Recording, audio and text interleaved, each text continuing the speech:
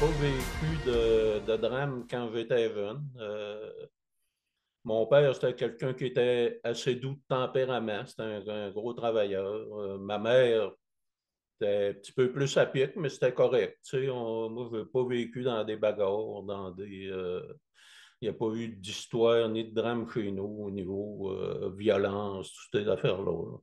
J'avais des parents normaux. Ça s'ostinait de temps à autre, comme tout le monde fait. Donc, puis, je demeurais dans un beau village. C'était un village accueillant, Métabetchouan, Lac-Saint-Jean. On avait une belle rue. Moi, je demeurais dans la rue qui mène au lac, au quai puis au lac. Donc, c'était une rue assez achalandée. Il y avait plusieurs familles. On était plusieurs enfants dans ce rue-là. Puis, il m'est arrivé quelque chose que je m'ai mentionné. J'en parle peut-être jamais parce que c'est assez spécial comme situation. Je devais avoir 8 ou 10 ans. Je ne suis pas certain de l'âge, mais ça me revient souvent. Puis c'était normal. Je demeurais à peu près à 300-400 mètres du lac où il y avait des plages. Puis on avait un endroit où on était habitué d'aller se baigner quand on était jeune. J'avais plusieurs cousins, puis des matantes, puis des mononcles. Puis quand on allait là, ben, j'avais deux de mes oncles qui avaient c'était pas des chalets, mais ils appelaient ça des cabanes. Ils mettaient le chaloupe là, puis c'était l'endroit un peu familial où on allait se baigner. Puis le lac Saint-Jean, comme vous savez, c'est un lac qui peut brasser. Hein. C'est un gros débit d'eau. Puis quand on allait se baigner, ben, à cette époque-là, on n'avait pas de ceinture de sécurité, mais on appelait ça des tripes. Là. C'était des tripes noires, là, comme un beigne. Là. Puis on aimait ça, on pouvait aller plus loin un peu. Moi, ce qui m'est arrivé, on était plusieurs à l'eau. J'avais deux, trois de mes oncles avec des amis qui fêtaient au bord de l'eau, là, la bière dans les mains, puis ça allait bien. Puis mes tantes qui jasaient ensemble. J'ai comme passé inaperçu. Il y avait des grosses vagues, puis j'ai voulu m'éloigner un peu. Puis je me suis ramassé loin, puis loin, pas à peu près. Là, je me suis senti partir loin. Ça y allait, c'est le courant des vagues qui m'emmenait. Le vent soufflait contraire, puis je pensais que j'allais mourir. Ça, je me rappelle comme fou d'avoir été apporté au loin. Ce que je n'ai jamais trop parlé, mais ça a toujours été dans ma tête. Puis c'est clair comme de l'eau de roche encore aujourd'hui. Je ne sais pas comment c'est arrivé. Je me suis ramassé. Juste un peu avant, je criais. Je criais, j'étais en panique. Là. Je criais, puis je voyais que personne ne m'entendait. J'étais peut-être à 200 mètres, 300 mètres du bord. Sans exagérer, là, j'étais sûr de mourir, même si j'étais jeune, je voyais à mort. Puis, en un clin d'œil, je n'ai pas eu connaissance. Je me suis ramassé avec les autres au bord. Donc, c'est sûrement une intervention spirituelle. Je n'ai rien compris là-dedans. Mais ça m'a resté. Puis, je ne parlerai pas de ça si ça ne serait pas vrai, de toute façon. La vie a continué. Puis, vers l'âge de 12 à 14 ans, ben là, j'ai eu un problème de délinquance. On était quelques petits voyous du village, puis on avait fait du mal un peu. C'est un petit village tout sassé, fait qu'on avait on avait rentré par infraction dans des chalets, dans une maison. On avait volé des gadgets. On sait bien qu'on s'était fait prendre. Puis, on a eu honte. Moi, j'ai eu honte. Pour ma part, j'ai eu honte de ça longtemps. Puis, dans un petit village, ben, c'est une réputation qui nous suit, même quand on est rendu adulte. Hein, il avait fait dur lui-même. Si tu as changé, tu travailles, tu fais plus ça. Parce qu'aussitôt que j'ai eu 15 ans, j'ai commencé à travailler. Puis, mais par contre, on sait que Dieu, il nous met dans le cœur la connaissance du bien et du mal. Puis j'avais honte de moi, de ces affaires-là. Puis j'étais pas heureux quand je rencontrais des gens à qui ce qu'on avait fait, ces troubles-là. Ils m'en parlaient pas, mais moi, je le savais que j'avais mal fait. Puis au début de l'adolescence, dans les années 70-73 peut-être, il y a eu 5 jeunes de mon village qui sont décédés en 2 ans. Des jeunes que je côtoyais, là, il y en a deux là-dedans. Quand j'étais jeune, on voit que des camions dans le sable. Un qui demeurait en face de chez nous, l'autre pas loin. Il y en a trois là-dedans qui sont morts d'accidents avec des petites motos, puis un autre de noyade, un autre d'un accident d'auto. Et j'aimais pas ça. Ça me faisait vraiment de la peine. Je le faisais pas moi, parce que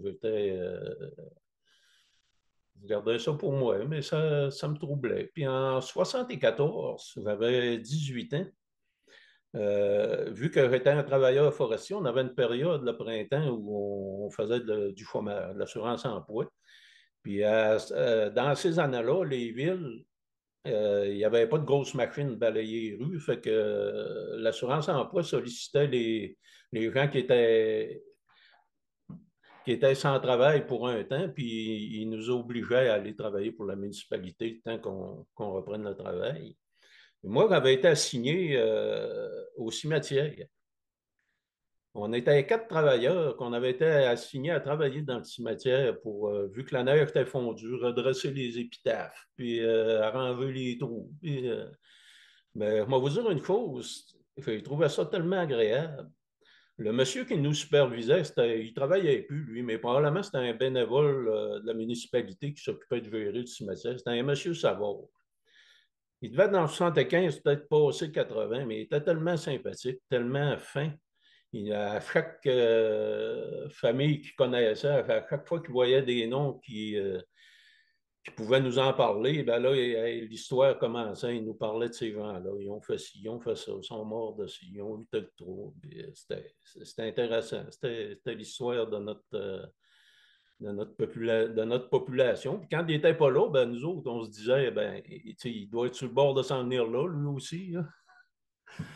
On le respectait beaucoup. C'était un monsieur gentil. Mais ce qui est arrivé, moi, quand je travaillais là, il y avait un jeune de ma rue. Il était un an ou deux plus jeune que moi. Un jeune vraiment sympathique, un bon petit gars, comme on dit. Puis un des autres travailleurs qui était un de mes oncles, un frère de ma mère, un célibataire, mais je pense qu'il avait 48 ans à l'époque. Un homme qui aimait parler aussi. Euh, un an après, ces deux-là étaient rendus dans le cimetière. Ils sont morts. Mon oncle est mort d'un accident d'auto, puis le jeune, lui, il s'était fait un petit ami, puis ils se sont fait heurter par un faux fort en état d'ébriété. Il était rendu là aussi. Tu sais, ils avaient côtoyé plusieurs semaines, plusieurs mois, on avait du fun, on ne s'inquiétait pas pour la mort encore. Puis, ça frappait, ces histoires-là, c'était pas le fun. Moi, j'étais sensible à ça. La mort, qu'est-ce qu'il y a après? Ils sont rendus où? Tu sais, même si à ce moment-là, j'étais adepte de la religion catholique, j'avais rentré là-dedans. Tu sais, ils ne nous donnaient pas trop d'informations là-dessus. Tout le monde allait au ciel, apparemment. Fait que, à un moment donné, 5 ans plus tard, c'est mon père qui décède. Mais là, ça a cogné. Là, ça a cogné dur. Moi, j'étais vraiment réactif à ça. Ça me désespérait parce que il y avait 51 ans de moi. C'était un genre de grand bonhomme creepy, là, style Tarzan du Haut-Montferrand, là, hyper actif, qui n'a pas de l'air d'un gars qui va, quelqu'un va y lâcher du tout. Il travaillait. Ça faisait 37 ans qu'il était bouffon. Ça m'avait affecté beaucoup parce que quand il y avait eu 50 ans, on l'avait fêté. On avait invité plusieurs personnes. Bon, il avait demandé de nous dire un petit discours. Puis mon père était probablement qu'il irritait ça de lui. Il était sensibilisé par la mort. Ça le fatiguait. Il m'en parlait souvent de la mort. Il nous avait dit, il dit là, c'est vrai que je suis parti sur l'autre bord. Il dit, je viens d'avoir 50 ans, en pensant que l'espérance de vie peut être de 100 ans. Mais en réalité, il y avait 98% de sa vie qui était passée. Là. Fait que la vie continue. Ça me travaillait souvent. Je rêvais souvent à lui. Je me disais, Caroline, Dieu doit exister. Tu sais, j'avais crié à Dieu à un moment donné. J'étais tout seul dans un endroit isolé. Puis ça m'avait tellement affecté. J'avais dit, moi, je ne comprends pas.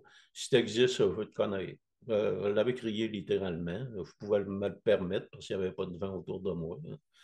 Personne ne pouvait rire de moi. Fait que je me disais, si Dieu existe, il ne doit pas être plate, il doit nous attirer. Tu sais, il va aller à l'église de temps en temps. À un moment donné, en 78, un peu avec avant que mon père décède, j'avais connu mon épouse. Puis elle, c'était une fille qui était bien religieuse. Moi, je m'étais dit, c'est elle que je veux qui devienne ma femme, j'espère en tout cas. Puis finalement, c'est ça qui est arrivé avec le temps. Puis j'aimais bien son attitude. C'était une femme qui était tout le temps souriante, tout le temps de bonne humeur, encore aujourd'hui, tout le temps bien intentionnée. Pour moi, c'était une femme parfaite. Les défauts que j'avais, elle ne les avait pas. Ça fait qu'à un moment donné, ben, on s'est mariés. Puis quand on s'est mariés, elle travaillait dans un milieu hospitalier où il y avait des sœurs. Puis il y en a une qui nous avait donné une Bible en cadeau. Elle nous avait donné une Bible. Ça restait là, ses tablettes. On ne la lisait pas. En 85, ben là, notre famille, on avait eu nos trois enfants. La famille était formée. Puis tout allait bon train. Puis à ce moment-là, à cette époque-là, dans les années 80, on avait des périodes où on avait des temps morts, qu'il n'y avait pas de travail, on faisait du chômage, on travaillait, on faisait du chômage, on travaillait. Puis pendant ces arrêts-là, en profitant, moi, j'aimais bien, il y avait une émission, il y avait l'émission de Vision mondiale à cette époque-là, qui était hebdomadaire. Puis moi, encore là, ça me sensibilisait. Tu voyais des gens mourir, ça mettait en évidence les injustices mondiales, puis les enfants qui créaient. Puis là, moi, j'ai les miens, puis on est tous bien ici. Tu n'es pas à l'aise quand tu réalises tout ça. Puis il y avait une autre émission aussi qui courait à la TV, qui était diffusée, ça s'appelait La pure vérité, avec Herbert Armstrong dans le temps. Puis ça parlait de catastrophe mondiale, puis les possibilités d'explosion nucléaire, puis tout ça. Mais d'un autre côté, jamais l'émission, mais ça parlait jamais. Il ne nous donnait pas de solution. C'était quasiment de courant. C'était tout le temps axé sur les prophéties. Puis des fois, c'était ambigu. Fait que, écoute, la vie continue. Fait qu'à force de me questionner sur la vie puis la mort, puis entre-temps, il y avait une pensée populaire. Tout le monde disait l'enfer est sa terre. L'enfer est sa terre. Moi, avec toutes ces sensibilisations-là, puis ce que je voyais, si l'enfer est sa terre, nous autres, on est du côté du ciel. Ça ne marque pas. L'Amérique du Nord, on est bien, on peut manger. C'est vrai qu'il y a de la misère aussi, puis souvent, ça arrive des fois que c'est de la misère voulue, pas toujours. Fait que moi, ça ne marquerait pas de dire ça. Si l'enfer est sur la terre, nous, on est au ciel, ça ne marque pas ces pensées-là. Je voulais vraiment faire une recherche importante sur la vie et la mort. Fait que je me suis mis à pratiquer ma religion, à lire la Bible qu'on avait eu en cadeau de noces, 6 ans après. Je lisais le Nouveau Testament, hein, puis là, ben, je voulais concilier, je ne voulais pas abandonner ma religion. C'était pas question. Là. Fait que je voulais concilier ma religion avec ce que le Nouveau Testament disait. Ben, je voyais que ça ne marchait pas trop. Fait que, j'allais à l'église, puis je ramassais le prion à l'église à chaque semaine, le petit livret qu'il nous donnait. Puis il y avait des versets là-dedans. J'allais lire les versets, mais il manquait toujours un bout. Là, il en mettait une partie, il ne mettait pas l'autre, puis l'autre partie, souvent, était plus intéressante que celle-là qu'il avait mis. Puis il offrait à la fin de ces prions en église-là toutes sortes de revues puis de commentaires, comment interpréter la Bible, moi je voulais comprendre comment interpréter la Bible, comment ma religion l'interprétait. Donc je fais venir tout ce qu'il y a de documentation là-dessus, puis je commence à lire ça. Là, je lisais ma Bible, je ne la lisais pas à peu près, là, je la mangeais. Surtout le Nouveau Testament. Tu sais, à un moment donné, je tombe sur un livre qui dit un commentaire catholique. C'est pas ce que je ne veux pas les attaquer, là, mais c'est moi c'est ce que j'ai vécu, ce que je vous raconte. Ce commentaire-là, il disait la Bible, c'est pas un catalogue de vérité à croire. Voyons donc, c'est quoi d'abord? C'était plus dans le sens philosophique, dans le sens historique. Oui, Jésus, c'est vrai, il est venu, puis ci, puis ça. Pourtant, dans l'Évangile de Jean, tu sais, je ne comprenais pas tout quand je lisais la Bible, mais les versets reliés au salut, reliés à la divinité du Seigneur Jésus, à la repentance, à l'enfer, tous ces versets-là étaient comme évidents. Fait que moi, je les notais pour les revoir, puis j'avançais tout le temps. Dans 21, j'avais lu au commencement était la parole était avec Dieu.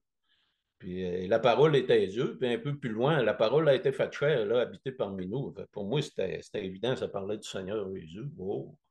Arrive à 43,16, ça dit Dieu a tant aimé le monde qu'il a donné son Fils unique afin que quiconque croit en lui ait la vie éternelle. Quiconque, je suis d'un quiconque, moi, je dis, ben, ça se peut bien. Jean 5, 24, Jean 8, 31, vous connaîtrez la vérité vous affranchira. C'est le Seigneur qui dit ça, c'est celui-là qui était Dieu, qui s'est fait chair, puis il nous dit ça. Acte 4, 12, Pierre confronte les pharisiens, il dit notre salut en aucun autre. Aucun autre nom a été donné parmi les hommes par lesquels nous devions être sauvés. 1 Timothée 2, 4, aucun médiateur, un seul médiateur entre Dieu et les hommes, le Seigneur Jésus. Romains 1,16, l'Évangile, c'est la puissance de Dieu, le salut de quiconque croit. Romains 8,1, aucune condamnation pour ceux qui sont en Jésus-Christ. Ça me brasse. Hein? Moi, je parlais de ces versets-là à Liliane. Liliane n'était pas résistante à toi. Ah, c'est bien, tout ça. Puis, tu sais, je n'avais pas d'opposition. Je disais ça tout ça chez nous. Il n'était pas question que j'accepte que quelqu'un vienne cogner à ma porte. Puis, peut-être, il n'y aurait pas eu de chance. C'est sûr, j'avais pas peur de dire à quelqu'un, sors dehors. Là. Puis 1 Corinthiens 1,9, Dieu nous a appelés à la communion de son Fils. Acte 11, 23,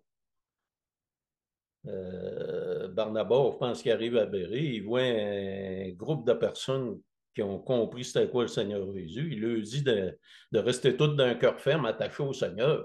Il ne parle pas de religion. Jean 6, 29, l'œuvre de Dieu, c'est que vous croyez en celui qui l'a envoyé.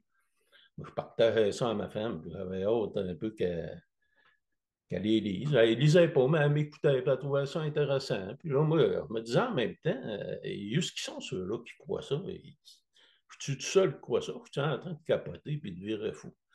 En même temps, dans ces années-là, il y avait toutes sortes de groupes bizarres qui sortaient. Fait qu'à un moment donné, je connaissais un témoin de Jéhovah. Je l'invite. Il était bien content. D'habitude, ils ne sont pas trop invités. Il vient chez nous, puis 3 4 rencontres, mais moi, là, j'avais devant un fondement. Je l'avais lu, le Nouveau Testament, puis je l'avais relu, ça faisait quand même plusieurs semaines. Donc, mais je voulais comprendre. J'avais dit à Liliane, il faut être un témoin de Jéhovah. On ira s'il faut, je ne sais pas. Il faut trouver, il y en a. Mais j'avais 2 questions pour lui qui pouvaient quand même répondre. Je l'écoutais, j'écoutais toute son histoire, tout. Je voyais des fois ça marchait pas trop. Puis, moi, je voulais y faire dire, j'avais une question dans la tête, j'en avais 2. Est-ce que Dieu est capable de prendre la forme d'un homme sur la terre tout en restant Dieu dans le ciel? Il ne me répondait pas. Il était comme pas capable de me répondre. Il essayait de tricoter ça. Puis l'autre question, j'avais compris qu'on pouvait aller au ciel sans être dans une religion. Ça, c'est sûr. C'est comme mis en évidence dans les Écritures. C'est pas la religion qui ça. Il ne voulait pas répondre non plus. Fait que ça ne marchait pas. Après 3 4 rencontres, il dit, gars, on tourne en rond. Il dit, si tu changes d'idée, tu me rappelleras. Il était bien cordial. C'est beau. Il dit, on oublie ça. Ça fait que ça ne s'arrête pas là.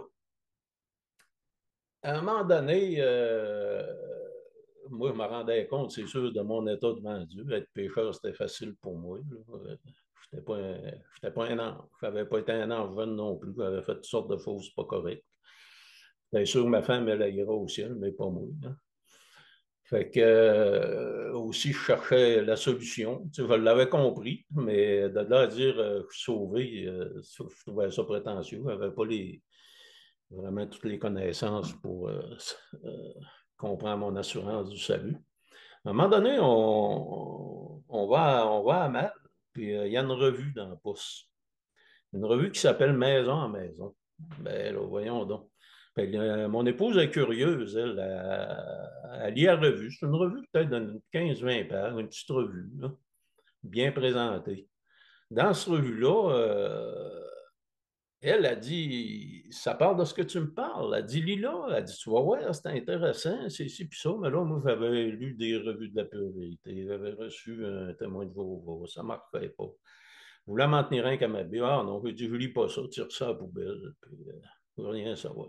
Non, non, non, non. Elle dit, tu vas aller lire. À un moment donné, elle dit, il faut que tu ailles lire. Elle dit, il n'est pas question. Elle dit, ce que tu me parles, il parle rien que de ça là-dedans.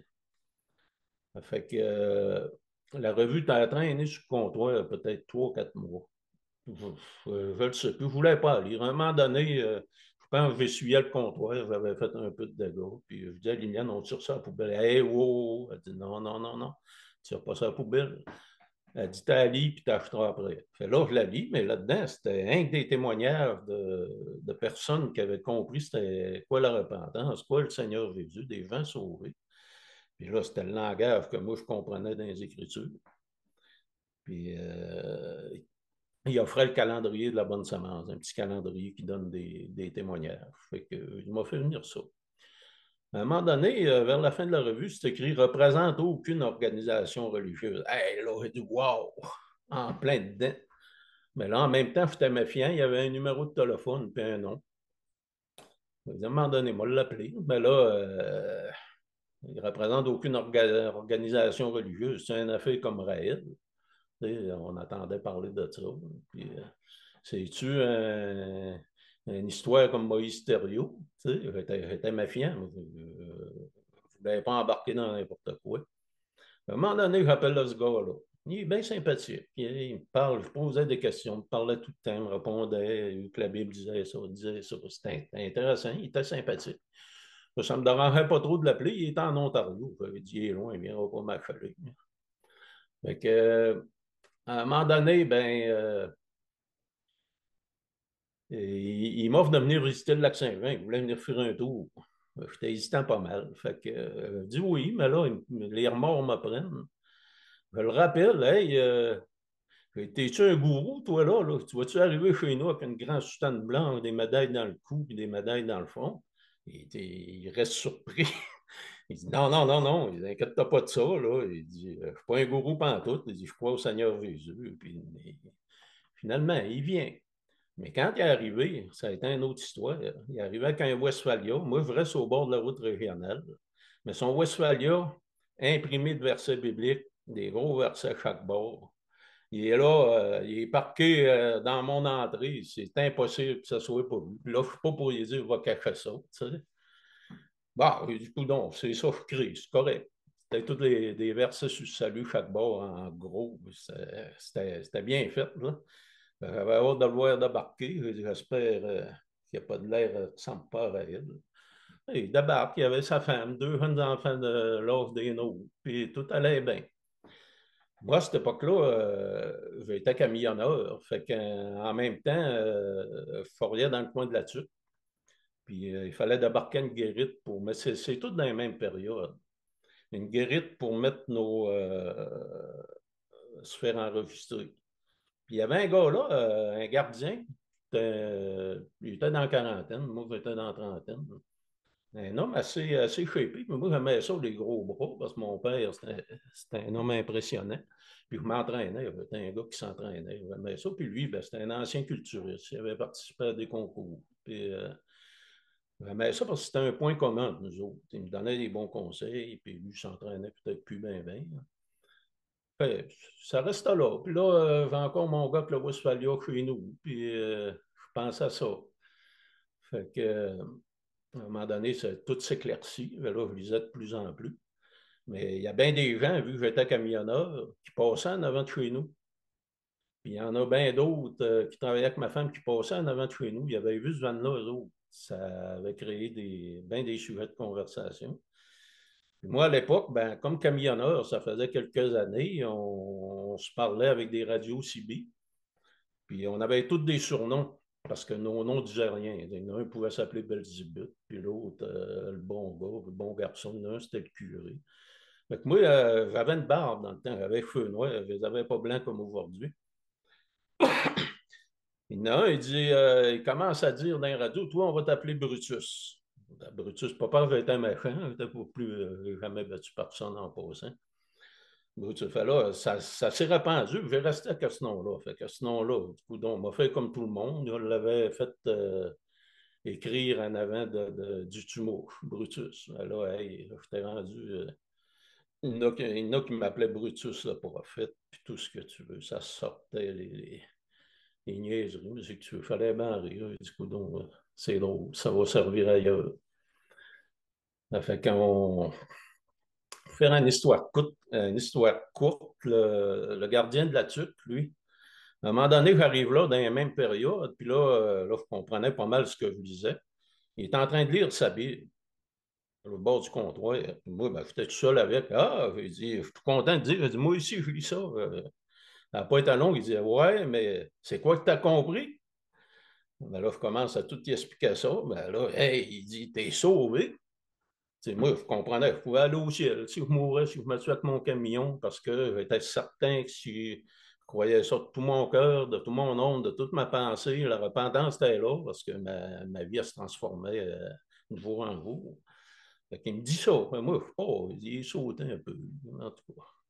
Mais finalement, ça a créé une amitié qui a été plus loin. Ça fait qu'à un moment donné, là, je prie, je ne veux pas lâcher ma religion quand même, mais tu sais, j'y crois plus, c'est certain. Ça fait que, à un moment donné, ben, j'ai été obligé de constater que tu sais, j'avais accepté les valeurs de mes contemporains, dans le fond, comme tout le monde. On a grandi là-dedans. Puis sans se poser de questions. Là, je me les posais, puis ça ne marchait plus. Là, je me rendais compte de la religion, dans le fond. Moi, dans mon cas, c'était une béquille. Je pouvais m'appuyer là-dessus, mais ça me menait nulle part. Puis là, je m'étais bien arrêté sur toutes les histoires de Rome. Puis là, ça parlait du nom de Saint-Pierre, de la basilique Saint-Pierre, de la statue de Saint-Pierre, du tombeau de Saint-Pierre. Mais ça parlait jamais du plan du salut prêché par Saint-Pierre le jour de la Pentecôte. Tu sais, à un moment donné, on a fait le pot. Là, ma femme qui était parfaite, elle, finalement, elle a compris. Puis elle s'est convertie aussi. Puis elle en a payé le prix un peu plus. Mais finalement, on est rendu sauvés tous les deux. Puis pourquoi? Ben, on s'est rendu compte que tu sais, toute iniquité est un péché. C'est écrit dans la Bible. Hein. Et en plus, on réalisait de plus en plus que tu sais, le Seigneur il avait subi à notre place le jugement mérité. Il nous avait donné la vie éternelle, il nous avait ouvert le chemin du paradis. On se rendait compte aussi facilement que le péché, ben, c'était un acte dirigé contre Dieu. Il faut les couper. Puis connaître le Seigneur, ben, c'est une grande réalité, mais comme jamais aussi, ça nous apprend à connaître le diable. Quand on veut en parler, on se rend compte qu'il y a quelque chose de spirituel qui se passe. C'est pas facile. Il y a bien des gens qu'on aurait cru qui auraient été bien réceptifs, puis ça ne marchait pas d'eau. Ça marchait. On ne peut pas prévoir. Le Seigneur le sait. Pour réaliser que vraiment le but de Satan, il est écrit dans la Bible. C'est pas de t'empêcher de pécher, c'est pas de t'empêcher de vivre n'importe comment, bien vivre, pas bien vivre, ça le dérange pas d'être riche, d'être pauvre. Il n'y a rien qui le dérange. Son but ultime, il est bien écrit, c'est on a un voile sur les cœurs. Puis son but, c'est écrit noir sur blanc que le Dieu de ce siècle, c'est Satan. Il a aveuglé l'intelligence des gens pour les empêcher de voir la splendeur de l'évangile de la gloire de Dieu. Ça, c'est son but ultime. Qu'on soit religieux, ça ne le dérange pas. Qu'on ne le soit pas, ça ne le dérange pas. Tant que tu n'essayes pas de comprendre c'est qui le sauveur, ça ne le dérange pas, il ne nous attaque pas. Tu, après plusieurs études sérieuses des Écritures, après plusieurs décennies, puis même au début, je me souviens d'avoir lu dans l'Épître de Vov 4.14, on est une vapeur qui paraît un peu de temps puis qui disparaît. Fait que, à un moment donné, ben, il y a bien des gens qui nous disaient tu ne peux pas interpréter ça, c'est des versets isolés, mais quand tu te rends compte qu'il y a 1527 versets dans l'Ancien Testament qui parlent de la venue d'un Messie, 319 parlent de son retour. Il y a près de 700 expressions dans le Nouveau Testament qui parlent d'un salut individuel. Puis il y a 400 versets en moyenne qui parlent qu'on est sauvé par une personne. On sait qu'un jour, il va revenir parce que quand il a montré à prier à ses disciples dans Matthieu 6, il dit que ton règne vienne. Son règne, un jour, il va arrêter d'être futur, il va être là, mais peu importe. On ne peut pas savoir quand, mais on sait qu'un jour ou l'autre, on va mourir. Chacun de nous va avoir à faire face à la mort, que ce soit par maladie, par un accident, quoi que ce soit, par vieillesse. C'est certain que ça va arriver. Puis ce même sauveur qui sauve, mais qui revienne un jour, ou quand on meurt, on a le rencontré, ce même sauveur va être le juge. Ça ne sera plus la même chose. On est dans une période, le Seigneur a dit lui-même dans Matthieu 19 qu'au renouvellement de toutes choses, mais qui vienne un jour, va-t-il trouver la foi sur la terre?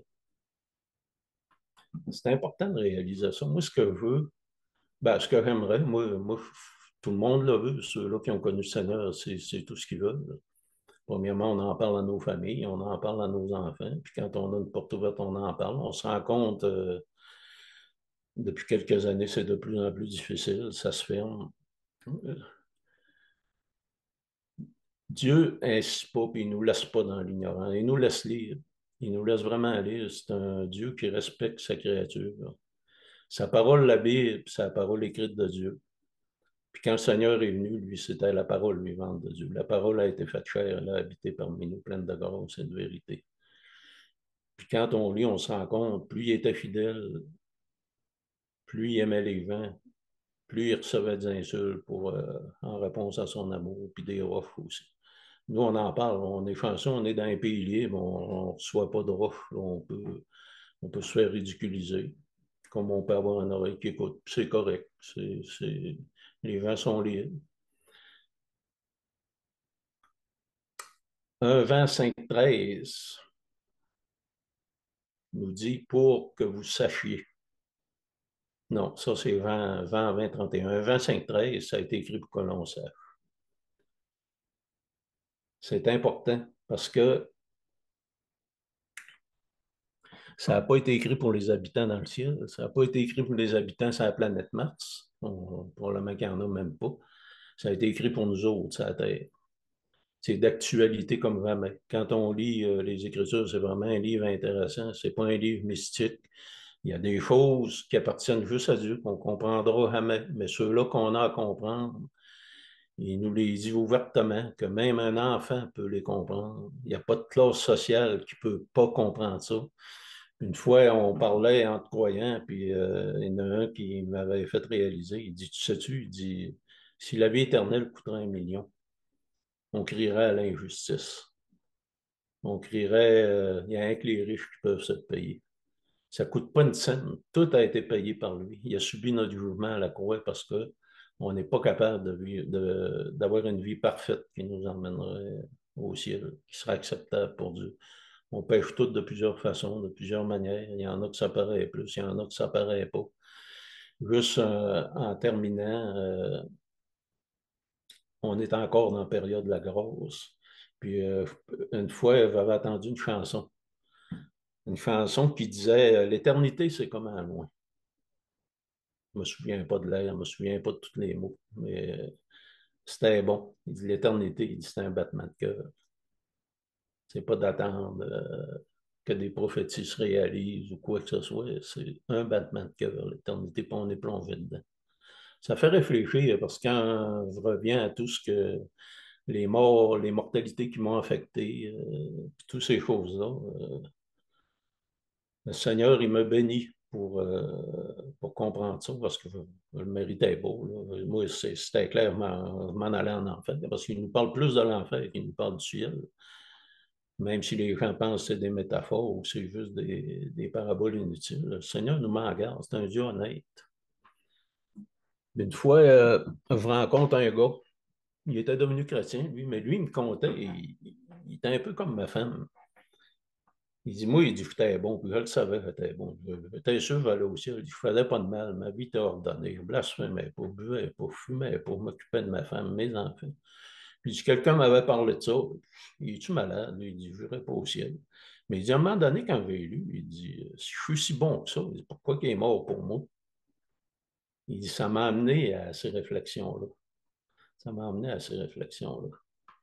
Ralph Chalice, un livre que j'avais lu qui était intéressant, c'était un missionnaire anglophone œuvré beaucoup en France, mais en Algérie. Mais Ralph Chalet, il disait, puis c'est ce qui m'est arrivé, il était impressionné de voir comment il y avait de gens qui, sans se connaître, quand ils lisaient la Bible, d'une façon intégrale, qui en arrivait à la même interprétation, sans l'avoir lu avec les lunettes d'une religion. Il l'avait lu indépendamment. Il découvrait un sauveur, il découvrait le Seigneur, il découvrait le retour, il découvrait la solution garantie par Dieu qui ne ment point. Fait que moi, ça se perd pas. Dieu nous trace une ligne, le Seigneur nous trace une ligne. Si on va à côté, s'il arrive des choses, il nous ramène. On peut pas revenir. On peut pas devenir indifférent de Dieu quand on a tout compris ces choses-là. Puis, en terminant, un verset qui m'avait touché, Éphésiens 2, 8, 9, il disait, c'est résumé en 3 lignes, puis c'est un verset vraiment important. Ce n'est pas par les œuvres que vous êtes sauvés, c'est par la foi, c'est par la grâce, c'est un don de Dieu, afin que personne ne se glorifie. Ça fait pratique les religions que tu voudras, rentre dans 4, dans 5, dans 10 si tu veux. C'est par grâce qu'on est sauvé. C'est un don de Dieu. C'est par la foi, par la mort du Seigneur Jésus, on s'est renversé à la croix. Puis, en terminant, les derniers mots que je dis, c'est Pilate qui a été confronté un fois. À un moment donné, quand ça a été le temps de livrer Jésus, il l'avait interrogé, puis ça ne marchait pas. Puis l'autre, il va voir le peuple qui criait crucifiez-le, crucifiez-le. Il voulait le lâcher Barnabas, parce que c'était un criminel probablement qui avait probablement tué. Ils ont dit non. Puis lui, il dit, écoute, il était un peu mal pris dans sa décision. Il dit, je ne trouve rien de mal en lui qui mérite ce châtiment-là. Il ne voulait pas, lui. Il voulait s'en débarrasser par arrangez-vous avec. Mais en même temps, il se pose la question, que ferais-je de ce Jésus qu'on appelle Christ? C'est écrit noir sur blanc. Que ferais-je de lui? S'il y a des gens qui n'ont jamais compris le message, regarde, je le dis en toute humilité. Moi aussi, je me suis posé la question. Posez-vous la question pour chercher. Achetez-vous une Bible. Vous allez trouver les réponses si vous lui demandez. Moi, j'avais crié à Dieu plusieurs années avant. La réponse est venue plus tard. J'ai fait une recherche importante parce que j'étais méfiant. Je ne voulais surtout pas embarquer dans n'importe quoi. Puis le Seigneur me l'a montré. Il ne m'a pas laissé. Il savait que je serais un gars dur. Je n'aurais pas accepté n'importe qui vienne m'en parler.